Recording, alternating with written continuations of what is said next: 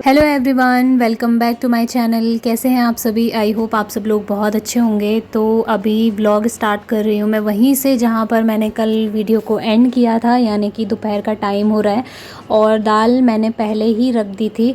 अरहर की दाल बना रही हूँ, जैसे कि मैंने बताया था आजकल मुझे अरहर की दाल थोड़ा ज़्यादा ही अच्छी लग रही है, तो वो बना रही हूँ। उसके साथ ही मैं चावल और भिंडी की सब्ज़ी बनाऊँगी, क्योंकि अरहर की दाल के साथ में ना ये घर की जो भिंडी है इसका टेस्ट बहुत अच्छा आ रहा है आजकल। तो मैं दाल बहुत सिंपल बनाती हूँ फ्रेंड्स। मतलब मैंने बहुत सारे वीडियोस में देखा है, लोग काफ़ी अच्छे तरीके से बनाते हैं, तड़का वगैरह लगा के डबल डबल और लाल मिर्च का तड़का लगाते हैं। लेकिन मुझे ना आजकल बिल्कुल मना किया हुआ है कि गरम चीज़ें नहीं खानी है, या लाल मिर्च तो बिल्कुल ही नहीं खानी है। तो फिर मैं उसी हिसाब से काम कर रही हूँ, जिस हिसाब से मतलब मैं हमेशा ही बनाती हूँ, वैसे भी सिंपल ही बनाती हूँ, लेकिन आजकल थोड़ा ज़्यादा ही, क्योंकि तेल भी बिल्कुल कम खाना है। क्योंकि जैसे तेल ज़्यादा हो रहा है ना, तो मुझे बिल्कुल ऐसा लग रहा है कि अब भी मुझे उल्टी हो जाएगी, तो इसलिए मुझे थोड़ा सा तेल डालना पड़ रहा है। और खैर स्वाद में तो कोई कॉम्प्रोमाइज़ नहीं है, स्वाद बहुत अच्छा आता है दाल का। सिंपल ही चीज़ें बनानी चाहिए। आजकल तड़के हम लोग बहुत ज़्यादा लगाते हैं खाने में, तो जब ज़्यादा तड़का लगता है ना, तो उसकी वजह से कई बार हमें एसिडिटी बहुत ज़्यादा बढ़ जाती है। तो मैं कोशिश यही करती हूँ कि कम से कम मैं ऑयल का इस्तेमाल करूँ, और रिफ़ाइंड तो बिल्कुल बंद है हमारे घर में। सासू माँ लेके आई थी परसों, मतलब जिस दिन वो यहाँ से गए हैं ना, उसी टाइम पे वो लेके आए थे रिफ़ाइंड ऑयल। तो तब से वो वैसे का वैसा ही पड़ा हुआ है, उसका इस्तेमाल मैंने किया ही नहीं है।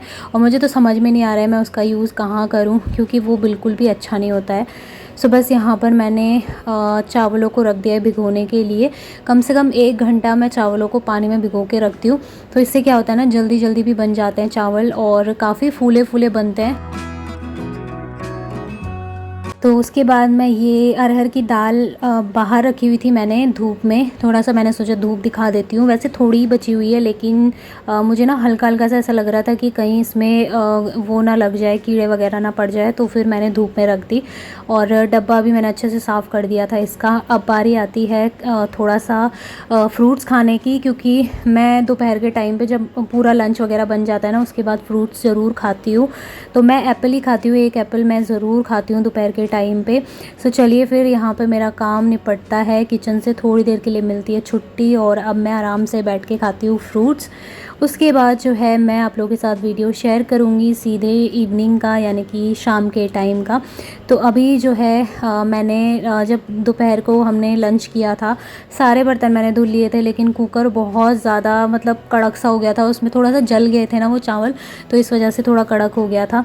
तो और निकल भी नहीं रहा था, मैंने सोचा इसको भिगो के रख देती हूँ, बाद में ही धोऊंगी आराम से। और मन भी नहीं कर रहा था उस टाइम पे धोने का, पता नहीं क्यों आजकल मुझे आलस कुछ ज़्यादा ही आ रहा है। और कोशिश करती हूँ कि इस आलस को अपने आप से दूर रखूँ, इतना भी मैं तभी कर पाती हूँ घर का काम, लेकिन फिर भी करते करते ना थोड़ा बहुत हो ही जाता है, शरीर है जवाब तो देता ही है। तो उसके बाद मैंने कुकर धो लिया था, और थोड़ी सी मैंने यहाँ पे बनाई थी हस्बैंड के लिए ग्रीन टी, घर की ही बनाई थी, जो वो लेमन ग्रास वगैरह डाल के बनाते हैं ना, वही बनाई थी। उसके बाद मैं अभी रात के खाने की तैयारी कर रही हूँ। डिनर के लिए आज बनेगा करेला, लेकिन थोड़ा अलग स्टाइल में बनेगा, तो मैं आप लोगों के साथ शेयर करती हूँ मैं कैसे बनाती हूँ अलग तरीके से। वैसे मैंने जैसा कि बोला, तेल वगैरह खाना मुझे अच्छा नहीं लगता, लेकिन आज हस्बैंड की फरमाइश थी कि इस तरीके से बनाओ, भुन के तल के मतलब। तो मैंने सोचा चलो ठीक है, मैं अपने ही बारे में सोच रही हूँ केवल, सबके बारे में सोचना पड़ता है घर में कि किसको कैसा अच्छा लगता है। वैसे इनको भी इतना ज़्यादा ऑयल पसंद नहीं है, लेकिन करेले की ही एक सब्ज़ी है जिसको इस तरीके से ये पसंद करते हैं। तो अगर पहले ही, जैसे अभी आप देख सकते हो बाहर अंधेरा भी नहीं हुआ है, तो मैंने पहले ही सारी तैयारियाँ कर ली है। जल्दी इनको तलने का रीज़न ये है कि अगर फटाफट से तल के रख लो, तो जब आपको सब्ज़ी बनानी है तब तक इसका सारा तेल निकल जाता है और एकदम कुरकुरे से करेले बन जाते हैं। तो आप लोग मुझे ज़रूर बताइएगा, आप लोग इस तरीके से बनाते हो या आपने कभी बनाया है या नहीं बनाया है, क्योंकि मैंने तो कई बार इस तरीके से बनाई है ये सब्ज़ी, और बहुत टेस्टी होती है। इसमें ना करेले का जो कड़वापन होता है उसका बिल्कुल पता नहीं चलता है। और एक ये, और एक होती है गोभी की सब्ज़ी, जो फूल गोभी होती है, उसको भी इसी तरीके से अगर तला जाए ना, मतलब टेस्ट बहुत ज़्यादा गज़ब का आता है, इतना अच्छा टेस्ट आता है। लेकिन वही है कि तेल तेल हो जाता है। तो बहुत टाइम से इच्छा इनकी कर रही थी, तो मैंने कहा चलो इनकी इच्छाएं नहीं मारनी चाहिए, जब इनको मन कर रहा है तो फिर बनाना ठीक रहता है। सो इसी तरीके से जो है अभी मेरा ये सारा काम चल रहा है और टाइम लगभग 6 साढ़े 6 बजे के करीब का हो रहा था। बाहर बिल्कुल अंधेरा नहीं हुआ था, लेकिन मैंने कहा चलो अपने काम निपटा के और सारी तैयारियां करके उसके बाद ही मैं आराम से बाहर टहलने जाऊंगी छत में। तो इसी तरीके से मेरा काम चलता रहता है हमेशा। शाम के टाइम पे तो ज़्यादातर मैं ऐसे ही करती हूँ, मम्मी से बात भी हो जाती है और बातें करते करते जो है मैं अपना काम भी निपटा लेती हूँ। तो फिर मम्मी पूछती है कि क्या कर रही है, मैं कहती हूँ मैंने अपना सारा काम कर लिया। तो उन्हें बड़ी हैरानी होती है और बोलती भी हैं कि इतनी जल्दी काम कर लिया, मैं अभी यहाँ पे फ़ोन में बातें करने में लगी हूँ और तूने सारा काम निपटा लिया। तो मैं वही बोलती हूँ कि हाँ, मुझसे मतलब खाली ना बैठा नहीं जाता है, फ़ोन पे बात करना मुझे बिल्कुल अच्छा नहीं लगता। लेकिन अगर बात करते करते काम हो जाए तो फिर मुझे बहुत अच्छा लगता है कि चलो एक साथ जो है दो काम हो गए हैं। यहाँ पर मैंने करेले तल के निकाल लिए हैं फ्रेंड्स, और उसके बाद मैंने यहाँ पे आटा भी मल लिया है। तो बस अभी थोड़ा बहुत यही काम बचता है, मतलब परात वगैरह धुलना। तुरंत हाथ धो लो ना तो उसमें मतलब वो कड़कपन सा नहीं रहता। जैसे आटा जम जाता है ना तो बिल्कुल अजीब सी हो जाती है परात, तो तुरंत धो लो, एकदम साफ़ सुथरी निकल आती है। उसके बाद जो थोड़े बहुत यही तेल के बर्तन थे और करेले को तला था, वो सारी चीज़ें सो छलनी वगैरह मैंने क्लीन कर दी है। और अब मैं चली गई हूँ बाहर टहलने के लिए।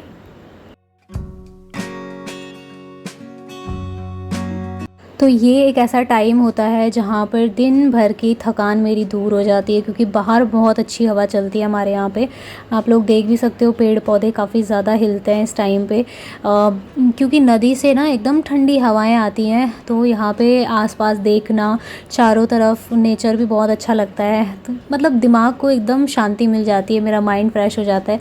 तो एक सुबह का टाइम है और एक अभी का टाइम है जब मैं थोड़ा बहुत अपने लिए टाइम निकाल ही लेती हूँ। तो यहाँ पे मैं टहल रही थी, उसके बाद जो है हस्बैंड आ गए थे ट्यूशन पढ़ा के, और फिर उन्होंने बोला कि थोड़ी सी चाय बना लो। तो मैं अंदर आ गई थी और यहाँ पे बना रही हूँ अभी चाय।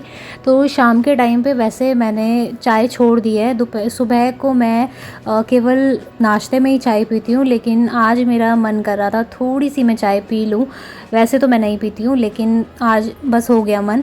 तो इनके साथ बैठ के थोड़ा चाय पीऊँगी और बातें करेंगे। शाम का ही एक टाइम होता है जब हम दोनों को एक साथ बैठने का थोड़ा सा टाइम मिल पाता है, क्योंकि सुबह 7 बजे से ये तो चले ही रहते हैं, 7 साढ़े 7 बजे से, और फिर सीधे आते हैं शाम को 7 बजे।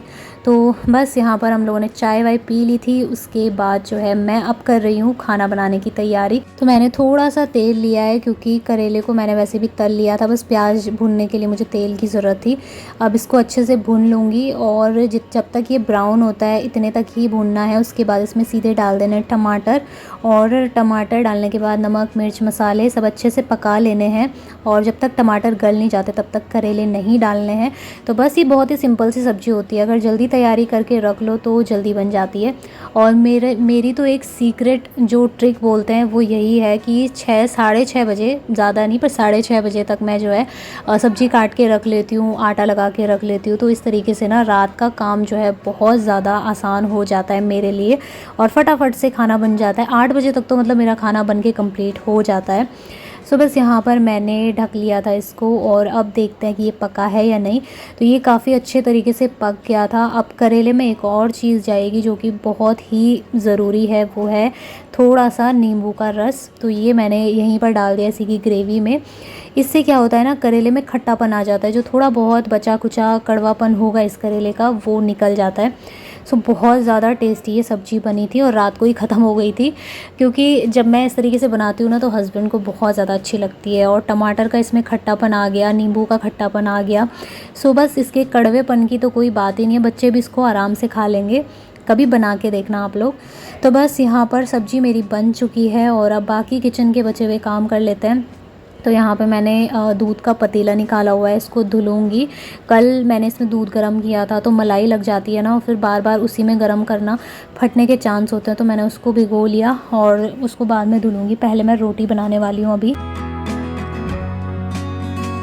तो फ्रेंड्स, कल जो मैंने आप लोगों के साथ में वीडियो शेयर किया था, उस वीडियो में आप लोगों ने ढेर सारे प्यारे प्यारे कमेंट्स किए। So thank you so much उसके लिए कि आप लोगों ने मुझे इतना प्यार दिया, इतना सपोर्ट किया। और अब जो है मुझे आप लोगों के प्यार की, सपोर्ट की बहुत ज़्यादा ज़रूरत है। आगे आगे आप लोग मुझे बताएंगे कि मुझे क्या करना है, क्या नहीं करना है, क्योंकि बहुत सारी चीज़ें होती हैं जो हर कोई अगर बता दे तो कहीं ना कहीं ऐसा लगता है कि थोड़ी हेल्प हो जाती है। मुझे कुछ भी पता नहीं है इन चीज़ों के बारे में कि क्या खाना चाहिए इस टाइम पे, क्या नहीं खाना चाहिए, क्योंकि फ़र्स्ट टाइम है और इतना ज़्यादा नॉलेज है नहीं, और हर चीज़ के लिए मैं घर में फ़ोन करके नहीं पूछ सकती हूँ।